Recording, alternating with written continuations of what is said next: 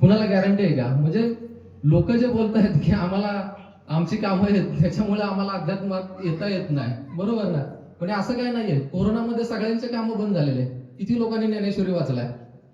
सगळेजण 2 महिने 4 महिने घरात बसून होते, सगळी कामं बंद होती, कोण काय कमवत नव्हता, बरोबर? म्हणजे आता काम आहे म्हणून आपण पारायणाला वेळ देत नाही, आणि ज्यावेळेस काम नव्हतं त्यावेळेस तरी कुठे आपण अध्यात्माकडे वळलो होतो, बरोबर? म्हणजे कोरोना काळात जर तसं म्हणायला गेलं तर आपल्या आरोग्य विभागावरती जेवढा लोड नव्हता त्याच्यापेक्षा जास्त लोड प्रत्येक गावच्या तंटामुक्ती कार्य अध्यक्षांकडे होता. म्हणजे लोक मोकळी झाली, एवढी भांडणं वाढली की प्रत्येक तंटामुक्ती अध्यक्षाकडे नको इतके अर्ज आले होते, बरोबर? म्हणजे ही एक आपली मनोवृत्ती आहे. ज्याला आवड आहे त्याला सवड भेटते. म्हणजे अध्यात्माची आवड असावी लागते.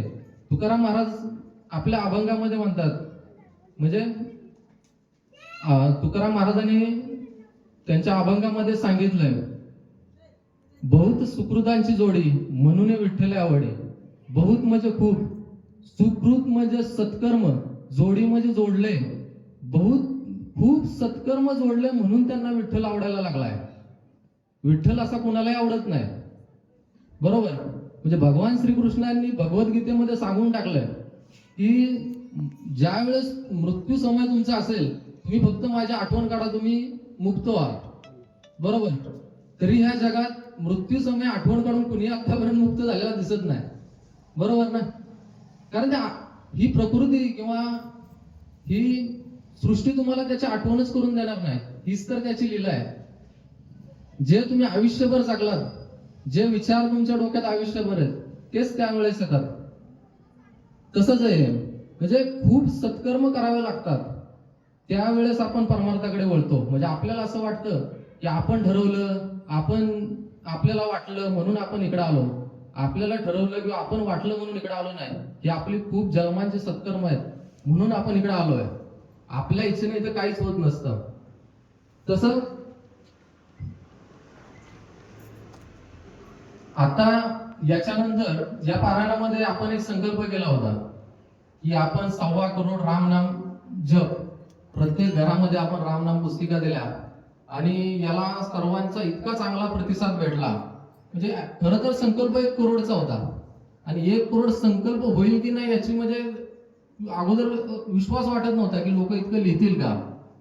पण जसे जशी पुस्तकं वाटली आणि लोकांचा इतका चांगला प्रतिसाद त्याच्यामध्ये आला की आपला 1 करोडचा जो संकल्प आहे तो 1.25 करोड झाला. म्हणजे अगदी छोट्या मुलांपासून म्हाताऱ्या माणसांपर्यंत, अगदी म्हाताऱ्या बायका असतील, म्हातारी माणसं असतील गावातले, ज्यांनी आयुष्यातल्या 50 वर्षात कधी पेनला हात लावला नाही, त्यांनी सुद्धा 28,000 वेळा रामनाम लिहिलं. ही खूप मोठी गोष्ट आहे, बरोबर? म्हणजे हे संकल्प अगदी नवी मुंबई मधले जे आमचे काय माझे मित्र जे परमार्थामध्ये आहेत याच्यामध्ये, त्यांच्यापर्यंत ही संकल्प गेली तर त्यांना पण खूप विशेष वाटलं की गावाकडची माणसं कसे काय लिहितात. मी त्यांना सांगितलं की आमच्या गावातली म्हातारी माणसं सुद्धा लिहित बसलेत. म्हणजे नवी मुंबईमध्ये ते इतके मोठमोठे सप्ताह भरवतात ज्यांचे बजेट अगदी 40 लाख 50 लाख 1 करोड पर्यंत असतात, बरोबर? पण त्यांना पण हा विश्वास नसतो की आपण मुंबईतल्या शिकलेल्या माणसाकडून रामनाम लिहून घेऊ शकतो, बरोबर? तिथं अगदी छोटी छोटी मुलं आहेत, म्हणजे अगदी माझ्या मुलांना सुद्धा, ज्याला अजून स्वतःचं नाव नाही लिहिता येत, ज्यानं म्हणजे कधी स्वतःचं नाव नाही लिहिलं, त्यानं सगळ्यात पहिल्यांदा राम लिहिलं, बरोबर? गावातल्या म्हाताऱ्या माणसांनी कशाला यांनी पेन कधी हातात घेतलेत, त्यांची कधीतरी कुठेतरी सही करण्यासाठी, आधार कार्डसाठी सही किंवा कुठेतरी त्याच्यापेक्षा, बरोबर ना? ह्याच्यासाठी यांनी 40 वर्षात कधी जेव्हा शाळा सोडली असेल, कधी 4वी 5वी शिकून, त्यानंतर पेन यांनी कधीच हातात घेतले नाहीत. त्यांनी 50 वर्षानंतर आज पेन हातात घेतले रामनाम लिहिण्यासाठी, आणि प्रत्येकानं 1-1 2-2 म्हणजे 28,000 किंवा 54,000 वेळा त्यांनी रामनाम लिहिलं, बरोबर? म्हणजे आणि बाकीच्यांनी पण लिहिलं. आता याच्यामध्ये कसं आहे, काहींनी आवडीनं लिहिलं तर काहींनी आपलं दिलंय म्हणून लिहिलं असेल. रामनाम हे कसं, ते अमृत आहे. ते तुम्ही आवडीनं लिहा, तुम्ही इच्छेनं लिहा, नाही तर कसं लिहा, बरोबर? त्याचा परिणाम जो व्हायचा तोच होणार आहे. आणि ही गोष्ट आपली त्याच्यामुळं खूप मोठं आपण याच्यामध्ये सक्सेस झालो. गावामध्ये रामनामाचा जो एवढा गजर झाला किंवा रामनाम जे तुम्हाला लिहायला दिलं होतं ते प्रत्येकाच्या मुखातून प्रत्येकाच्या जीवनामध्ये राम यावा यासाठी लिहिलं होतं. मग खरंच आपल्याला रामाची एवढी गरज का पडली? तर ते एक मिनिटात मी तुम्हाला सांगतो.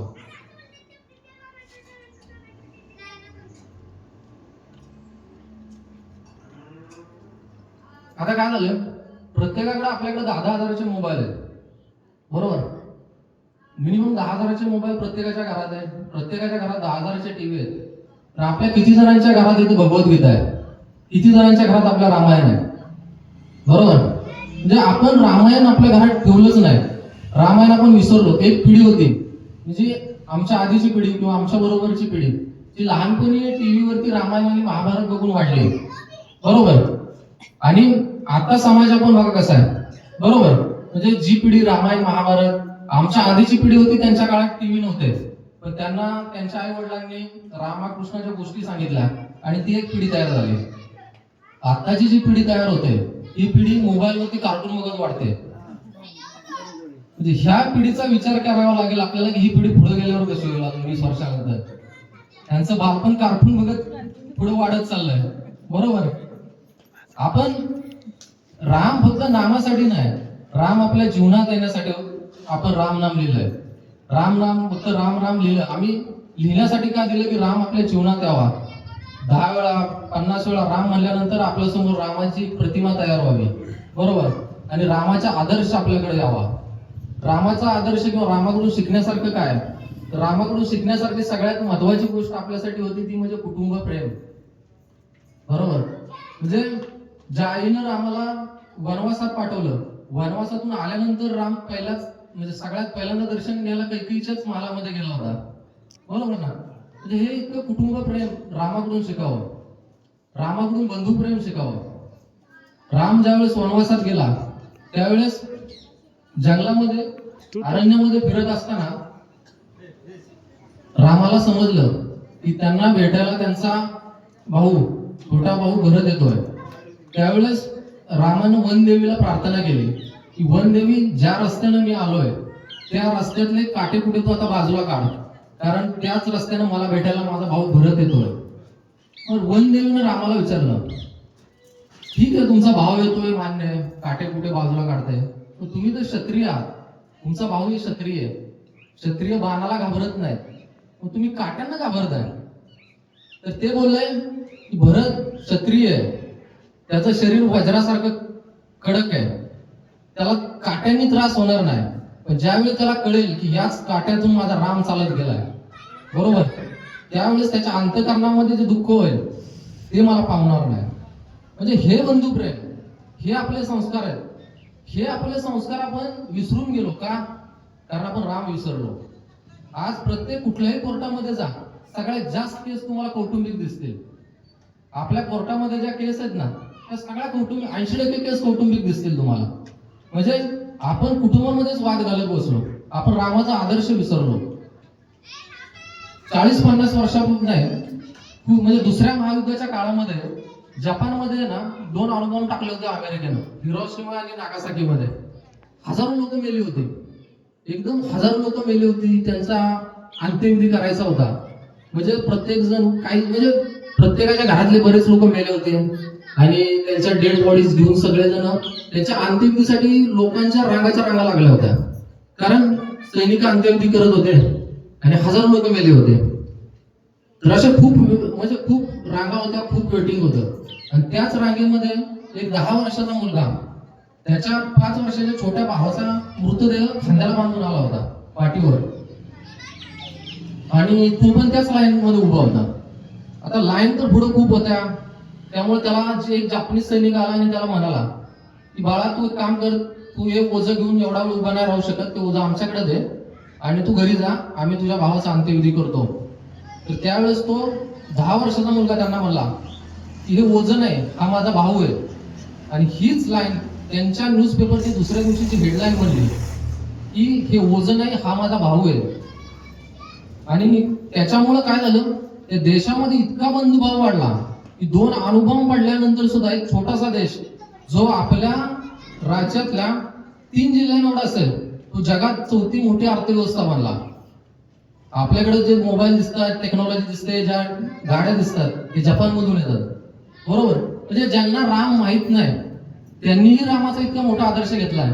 आणि ज्या देशात आपला राम आहे मग आपण रामाचा किती आदर्श घेतला पाहिजे? ते बंधुप्रेम आपण रामाकडून काय घेतलं नाही? ते मातृप्रेम आपण रामाकडून काय घेतलं नाही? रामाकडून म्हणजे सगळ्यात अजून रामाकडून शिकण्यासारखं आहे. ज्यावेळेस राम वनवासाला गेले, वाल्मिकींनी ज्यावेळेस रामायण लिहिलं त्यावेळेस वनवास फक्त रामाला लिहिला होता, बरोबर ना? राम एकटा वनवासाला जाऊ शकला असता ना. रामाबरोबर सीता का गेली वनवासाला?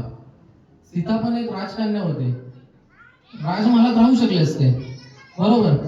पण तरीही सीता वनवासात गेली. म्हणजे हे जे पती पत्नी मधलं प्रेम आहे हे आपल्याला रामायण मधून शिकलं पाहिजे, बरोबर ना? म्हणजे आताच्या काळात जर तुम्ही म्हणाल तर आताची सीता लग्नाच्या आधीच बोलणी करून येते की आमची सीता शेतात जाणार नाही, ती वनवासात कधी जाईल, बरोबर ना? म्हणजे जर आपण एकमेकाला सुखदुःखात साथ देत नाही, हे फक्त सुखाच्या सोबती आहेत. आपण जी नाती जोडतोय ती पण फक्त पैसे बघून जोडतोय, बरोबर ना? म्हणजे आपण सदाचार बघत नाही, आपण पैसा बघतोय. म्हणजे त्या काळात जर बघायला गेलं तर रावण तसा रामापेक्षा खूप श्रीमंतच होता ना. रावणाकडे सगळं होतं, अख्खी लंका सोन्याची होती. रामाकडे काय होतं? वनवासात होता, काहीच नव्हतं ना. मग ज्या वेळेस राम वनवासात गेला त्यावेळेस सीताही त्याच्याबरोबर वनवासातच गेली ना. हे आताच्या पिढीने लक्षात ठेवलं पाहिजे. जर तुम्हाला राम पाहिजे असेल तर तुम्हाला वनवासात जायची तयारी सुद्धा ठेवावी लागेल. तुम्ही जर धनसंपत्तीच्या मागे लागाल, तुम्हाला जर सोन्याच्या हरणाचा मोह झाला तर तुम्ही रावणाच्या हाती लागणार हे फिक्स आहे, बरोबर? जर आपला राम वनवासात आहे, बरोबर, तर तुम्ही सोन्याच्या हरणाचा मोह ठेवला नाही पाहिजे ना. ज्यानं स्वतःनं झाडाची वलकल गुंडाळले, ज्याच्या स्वतःच्या पायात चप्पल नाही, बरोबर? जर तुमच्या रामाच्या पायात चप्पल नाही, तुमच्या रामानं वलकल गुंडाळले आणि तुम्हाला सोन्याचं हरिण हवं कशाला, बरोबर ना? हे म्हणजे हे कुटुंब प्रेम आणि हे जे आहे ना, हे आपल्याला रामायणात शिकायचं. ह्यासाठी रामायण आहे. राम नाम आपण घेतो, राम पवित्र आहे. राम नाम हे त्रेतायुगातल्या रामाचं नाव नाहीये, रामाचं नाव त्या राम नामावरून ठेवलंय, जे सनातन आहे. राम जन्माच्या आधीपासून राम नाम आहे. लोकांना वाटतं की त्रेतायुगात राम जन्म झाला म्हणून हे राम नाम आहे. त्याच्या आधी परशुराम होता, त्याच्याही नावात राम आहेच ना. भगवान विष्णूंचे जे सहस्त्रनाम आहे त्यामधलं राम नाम आहे. राम नाम हे सिद्ध आहे. राम नामानेच मुक्ती भेटते किंवा सोपं आहे म्हणून आपण राम नाम घेतो, बरोबर? तर आजचं हे जे प्रवचन आहे हे आपण हरिपाठ या विषयावरती करत आहोत, कारण आपण रोज हरिपाठ म्हणतो. पण या हरिपाठाचा अर्थही आपल्याला समजला पाहिजे. आता सुरुवातीला जे काही आपले संकल्प होते आणि आपण हे काय केलं हे तुमच्यापर्यंत पोहोचावं. नाहीतर एखाद्याला वाटायचं गावातल्या लोकांचं अक्षर सुधारावं म्हणून यांनी राम नाम दिलं काय. बरोबर?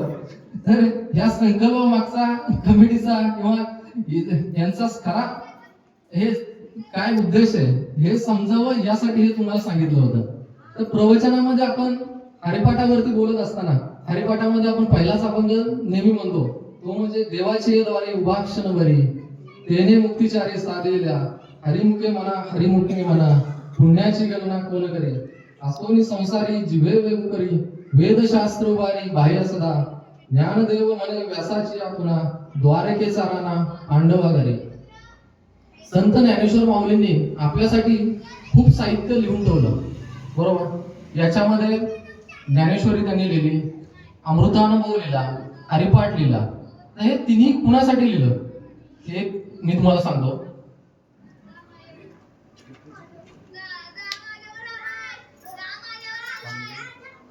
तर प्रत्येकाची बौद्धिक लेवल, विचार करण्याची लेवल सगळी वेगळी आहे, बरोबर? म्हणजे आपल्या धर्म ग्रंथांमध्ये किंवा धर्म साहित्य ज्याला आपण म्हणतो त्याच्यामध्ये वेद आहेत, उपनिषद आहेत आणि पुराण पण आहेत. हे तीन वेगवेगळ्या लोकांसाठी आहेत. वेद कुणासाठी आहेत? म्हणजे वेद ज्यांचं बुद्धी खूप तीक्ष्ण आहे, ज्याला तैल बुद्धी म्हणतो, ज्याला एक गोष्ट सांगितल्यानंतर पुढच्या 100 गोष्टी समजतात, इतकं अफाट बुद्धी आहे, अशीच लोक वेद समजू शकतात, त्यांच्यासाठी वेद आहेत, बरोबर? उपनिषद कुणासाठी आहेत? जे अंतर्मुख होऊन विचार करतात, ज्यांना जे वैचारिक आहेत, जे विचार करून समजतात, त्यांच्यासाठी उपनिषद आहेत. आणि ज्यांना खूप म्हणजे खूप उदाहरणं देऊन समजवता येतं एखादी गोष्ट समजण्यासाठी ज्यांना उदाहरणाची गरज पडते त्यांच्यासाठी पुराण आहेत. मग पुराणांमध्ये अशीच पौराणिक उदाहरणं दिलेली आहेत. वेद हे सुरुवातीला आले, ज्यावेळेस या सृष्टीची निर्मिती झाली त्यावेळेस ब्रह्मदेवांनी वेदांची निर्मिती केली आणि पुराणं ही महर्षी व्यासांनी रचली. म्हणजे द्वापार युगाच्या शेवटी महर्षी व्यास असतील आणि त्यांचे काही शिष्य यांनी पुराणं लिहिले. तसं ज्ञानेश्वर माऊलींनी आपल्यासाठी जे साहित्य लिहून ठेवलं त्याच्यामध्ये ज्ञानेश्वरी लिहिली. भगवद्गीतेमध्ये जसा कर्मयोग, ज्ञानयोग आणि भक्तियोग सांगितला, तसं ज्ञानेश्वरी ही कर्मयोगी माणसांसाठी आहे. जगावं कसं आहे ज्ञानेश्वरी शिकवते. महाराजांनी अमृत जो ग्रंथ लिहिला ज्ञानामृत, बरोबर, तर तो ज्ञानयोगी माणसांसाठी दिला, बरोबर. आणि महाराजांनी त्याचबरोबर एक चांगदेव 65 सुद्धा लिहिले होते, बरोबर. आणि या सगळ्यांमधून जे राहील, ज्यांना म्हणजे परमार्थामध्ये किंवा अध्यात्मामध्ये काही समजणार नाही किंवा जे याच्यासाठी वेळ देणार नाही, काय करता येणार नाही, त्यांच्यासाठी महाराजांनी पसायदान मागितलं. जे खळांची वेकंडी सांडो, तया सत्कर्म रती वाढो, भूता परस्परे पडो मित्र जीवांचे. म्हणजे जे खळ असतील, ज्यांना अध्यात्माची आवड नाही किंवा जे याच्याकडे येणार पण नाही, त्यांच्यासाठीही माऊलींनी पसायदान लिहिलं. आणि हरिपाठ हा सर्वसामान्य लोकांसाठी लिहिला. हे जे 28 अभंग आहेत, माऊलींनी हे 28 अभंग असे लिहिले की ते लोकांना सहज गाता येते, सहज गाता गाता लोकांकडून परमार्थ होऊन जाईल. याच्यासाठी महाराजांनी हा हरिपाठ लिहिला. हा हरिपाठ म्हणजे हरिपाठ करणं आहे, हरी तुमचा पाठ होतोय.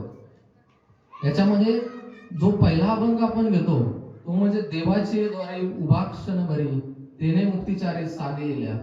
महाराज इथं काय सांगतात, तुम्ही देवाच्या दारात फक्त एक क्षण उभं राहा, तुम्हाला 4 मुक्ती भेटते. पण आता हे देवाचं दार आणि दुसरं म्हणजे उभं राहा. उभं राहा महाराज कोणाला म्हणतायत, बरोबर. आणि देवाचं दार म्हणजे नेमकं माऊलींना इथं कोणतं दार सांगायचं ना. जर माऊली आपल्याला देवाच्या दारात उभं राहा म्हणतात, तर मग आम्ही कुणाच्या दारात उभं आहे, बरोबर ना. आणि माऊली उभं राहा का म्हणतात, आपण पुढे पळतोय, बरोबर. एक क्षण उभं राहा असं म्हणतायत. तर माऊली नाही काय सांगायचं. आता आपण शरीरानं या धर्ममंडपात मध्ये आहात, तर मनानं आपण कुठं आहोत. जरी शरीर सगळ्यांचे इकडे असले तरी मन सगळ्यांचे इथं असतील का. मन सदैव पळतंय, बरोबर. हे मन जे धावतंय, बरोबर, तर मनानं स्थिर व्हा, बरोबर. म्हणजे आपलं मन सदैव कुठल्या तरी विचारांमध्ये असतं, भूतकाळामध्ये असतं, भविष्य काळामध्ये असतं, बरोबर. आपल्या जीवनामध्ये आपल्याकडे जे 4 पुरुषार्थ सांगितले आहेत, ज्याच्यामध्ये धर्म, अर्थ, काम आणि मोक्ष, बरोबर, हे 4 पुरुषार्थ आहेत. आणि ते पुरुषार्थ साध्य करत असताना आपलं मन सदैव विचलित होत असतं. तर हे मन काय करत असतं, सर्व म्हणजे आपण देवाच्या दारात उभं राहतात, त्या मनामुळे आपण शरीराच्या दारात उभं राहतो. माऊलींना हेच सांगायचंय की तुझं मन हे शरीराकडे जे आहे, म्हणजे मन, कारण हे जे सगळे भोग आहेत, या वासना, त्या सगळ्या शारीरिक आहेत, बरोबर. आणि मन सारखं त्याच्याकडेच धावत असतं. तर माऊलींना हे सांगायचं, एक क्षण फक्त तुझं मन तुझ्या शरीरात, म्हणजे तू शारीरिक दारामध्ये उभं न करता तू तुझ्या आत्म्याच्या दारामध्ये उभं कर. फक्त एक क्षणासाठी अंतर्मुख हो. आणि माऊलींनी ज्या देवाच्या द्वारे उभा क्षण भरी तेने मुक्तिचारी स्थापिला, तर हे जे देवाचं द्वार सांगितलं, ते देवाचं द्वार आहे, ते म्हणजे हरिनाम आहे. हरिपाठामध्ये माऊली हेच सारखं लोकांना सांगतात, हरिमुखे म्हणा, कारण तेच मुक्तीचं द्वार आहे. फक्त एक क्षण तुम्ही हरिनाम घ्या, तुम्हाला 4 प्रकारच्या मुक्ती भेटतील असं माऊली सांगतात. पण हरिनाम का घ्यायचं, कसं घ्यायचं हे पण त्यांनी सांगितलंय. देवाच्या द्वारे, म्हणजे देवाच्या दारात उभं राहून, बरोबर. आपण देहाच्या दारी उभं राहतोय, देहाच्या दारी उभं न राहता एक क्षणासाठी फक्त देवाच्या दारी उभं राहायचं. देहाच्या दारी म्हणजे देवाच्या दारी उभं राहण्यासाठी आपल्याला काय करावं लागेल, या देहाचा विसर पाडावा लागेल. देहाचा विसर कधी पडेल, ज्या वेळेस आपला अहंकार पूर्णपणे नष्ट होईल. म्हणजे हरिपाठ गायला, वाचायला, ऐकायला जरी सोपा वाटत असला, किंवा एक क्षणासाठी ते मन देवाच्या दारी उभं करण्यासाठी, म्हणजे हे जितकं आपल्याला वाटतं तितकं सोपं नाहीये, बरोबर. म्हणजे एक क्षणासाठी स्वतःचा विसर पाडण्यासाठी, म्हणजे पूर्वीच्या काळी लोक तपश्चर्या करायचे, समाधी अवस्था असेल किंवा बाकीच्या बऱ्याचशा गोष्टी आहेत. म्हणजे लोकांना ही एक गोष्ट प्राप्त करण्यासाठी सत्ययुगामध्ये हजारो वर्षांची तपश्चर्या करावी लागायची, बरोबर. हे कलियुगामध्ये आपल्याला फक्त नाम साधण्याचे साध्य होतं, की तुम्ही फक्त नाम घेत राहा. हे नामच तुम्हाला याच्यातून मार्ग दाखवेल. म्हणजे देहाचा विसर पडण्यासाठी पण हे तुम्हाला, म्हणजे तुम्ही नाम घेत राहा, हळूहळू काय होईल, नाम घेत राहील, तुमचं मन पवित्र होत राहील. जसं तुमचं मन पवित्र होत जाईल तसं ते इंद्रिय आसक्त न होता ते परमात्म्यावरती लागेल, आणि मग हळूहळू तुमचा अहंकार कमी होत जाईल. आणि अहंकार कमी झाल्यानंतर तुम्ही ते मन देवाच्या दारात नेऊन उभं करू शकता. आणि असं फक्त एक क्षणासाठी आपण हरिनाम घेतलं, सगळ्याचा विसर, म्हणजे देहाचा विसर पाडून, तर आपल्याला 4 मुक्ती प्राप्त होतील, असं माऊलींना याच्यामध्ये सांगायचं आहे. तर आता आपण काय करत असतो, आपला जो पुरुषार्थ आपण म्हणतो, ज्याच्यामध्ये धर्म, अर्थ, काम आणि मोक्ष हे पुरुषार्थ सांगितलेले जीवन जगत असताना, आणि हे करावेच लागतात. तर धर्म म्हणजे काय? धर्म म्हणजे काय? जो भगवद्गीतेमध्ये भगवान श्रीकृष्णांनी अर्जुनाला सांगितला तो कर्तव्य धर्म. भगवद्गीतेचा पहिला जो श्लोक आहे, बरोबर, त्याच्यामध्ये पहिली 2 अक्षरच हे धर्म सांगून जातात. धर्मक्षेत्र, कुरुक्षेत्र. म्हणजे कुरु म्हणजे कर्म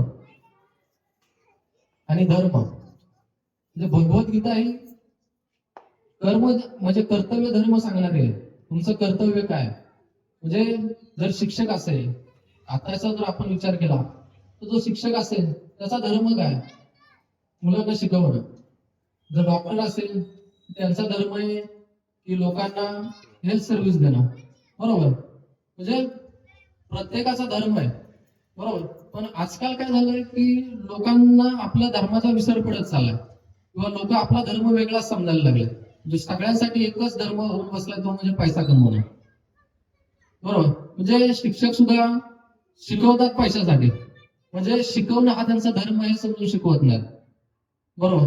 मग किंवा बाकीच्या, म्हणजे प्रत्येक क्षेत्रामध्ये हे असंच चाललंय. म्हणजे जे पण आपण काय करतो ते पैशासाठीच करतोय, आणि पैशामुळं आणि पैशाला जास्त व्हॅल्यू दिल्यामुळं, म्हणजे याच्यामध्ये धर्मानंतर अर्थ आला. तर धर्म कसा महत्वाचा आहे मी तुम्हाला सांगतो. धर्म महाभारतामध्ये धर्मानं चालणारा सगळ्यात कोण आहे? कोण आठवतो तुम्हाला? कोण जो महाभारतामध्ये सगळ्यात जास्त धर्मानं चालला?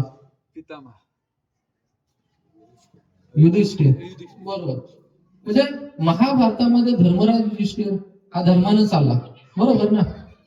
महाभारतामध्ये श्रीकृष्ण होते याचा आपल्याला विसर पडला, बरोबर ना. भगवान श्रीकृष्ण स्वतः भगवान असतानाही आपल्याला युधिष्ठिर आठवतो. ही धर्माचरणाची ताकद आहे, बरोबर. ज्या वेळेस धर्माचा विषय येतो, धर्माचरणाचा विषय येतो, त्यावेळेस युधिष्ठिर आठवतो. भगवान श्रीकृष्ण सुद्धा आठवत नाही, देव असून. म्हणजे एकदा द्रौपदीनं युधिष्ठिरला विचारलं होतं की तुम्ही धर्मानं जगलात, काय मिळवलं तुम्ही धर्मानं जगून? वनवासात असताना तुम्ही धर्मानं जगलात, सगळं राज्य घालून बसलात, बरोबर. तुम्ही वनवासात आलात, आम्हाला घेऊन आलात, तुमच्याकडे काहीच राहिलं नाही, बरोबर. काय गरज होती तुम्हाला? तर दुर्योधनावरून तुम्ही हरलात.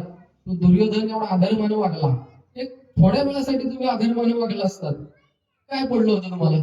सगळा महाल घालवला, तुम्ही सगळं घालवलं, आणि आपण आता 13 वर्षाच्या वनवासाला आलो, बरोबर. आणि काय तुम्ही मिळवलं? काय भेटलं तुम्हाला?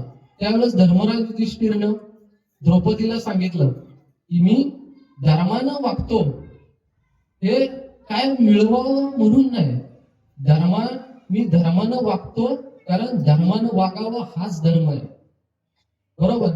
प्रत्येकाचा धर्म काय हे ज्याच्या त्याच्या कर्तव्यात आलं पाहिजे, बरोबर. हाच जो धर्म आहे, हाच धर्म आपल्याला 350 वर्षापूर्वी जर आपण गेलो, बरोबर, तर हाच धर्म आपल्याला शिवाजी महाराजांच्या जीवनामध्ये दिसतो. बरोबर. ज्यावेळेस छत्रपती शिवाजी महाराजांच्या आग्र्यावरून सुटका झाली आणि छत्रपती शिवाजी महाराज काही थोड्याफार मावळ्यांबरोबर होते आणि तिथंच आग्र्यामध्ये म्हणजे ज्या दिवशी संध्याकाळी ते सुटून आले त्या दिवशी ते आग्र्यामध्येच एका ब्राह्मणाच्या कुटुंबामध्ये जाऊन थांबले होते.